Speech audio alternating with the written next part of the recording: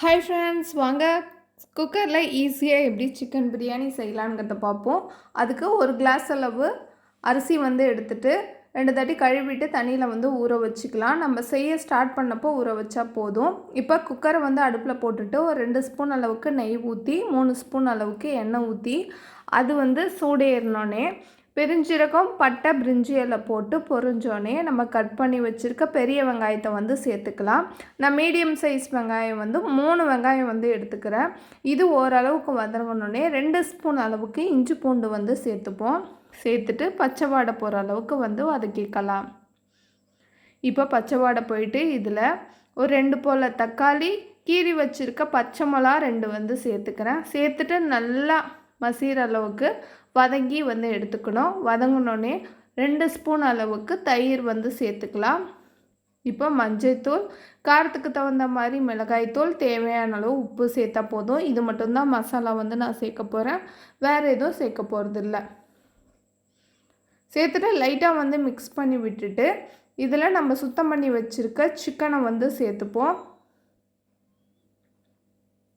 சேர்த்துட்டு நல்லா வந்து மிக்ஸ் பண்ணி விட்டுக்கலாம். மசாலாலாம் ஒன்றா ஆகிற மாதிரி சிக்கனை வந்து நல்லா வந்து மிக்ஸ் பண்ணி விட்டுக்கணும். இப்போ மூடி போட்டு ஒரு 5 நிமிஷத்துக்கு மீடியம் ஃப்ளேமில் அப்படியே வந்து வச்சுருவோம். இப்போ 5 நிமிஷம் ஆகிட்டு இதில் நம்ம 1 டம்ளர் வந்து அரிசி எடுத்துருக்கோம்ல, அப்போனா 2 டம்ளர் அளவுக்கு தண்ணி வந்து சேர்த்துக்கணும். நான் நார்மலான அரிசி தான் வந்து சேர்த்துக்கிறேன், பாஸ்மதி அரிசியில் செய்ய போகிறதில்ல. 2 டம்ளர் சேர்த்துட்டு லைட்டாக வந்து மிக்ஸ் பண்ணி விட்டுட்டு விசில் போடாமல் சும்மா தான் லேசாக தான் மூடியிருக்கேன். நல்லா வந்து கொதிக்க ஆரம்பித்தோடனே ஆல்ரெடி நம்ம ஊற வச்சுருக்க அரிசியை தண்ணியை வடிகட்டிட்டு ஒரு சொட்டு கூட தண்ணி இல்லாமல் அந்த அரிசியை வந்து சேர்த்துக்கணும். சேர்த்துட்டு நல்லா வந்து கிண்டிடாதுங்க, லைட்டாக தான் வந்து கிண்டணும். அதுக்கு முன்னாடியே கொத்தமல்லி, புதினா, கருவேப்பிலை வந்து சேர்த்துட்டு ஆஃப் லெமனை வந்து பிழிஞ்சு விட்டுக்கலாம்.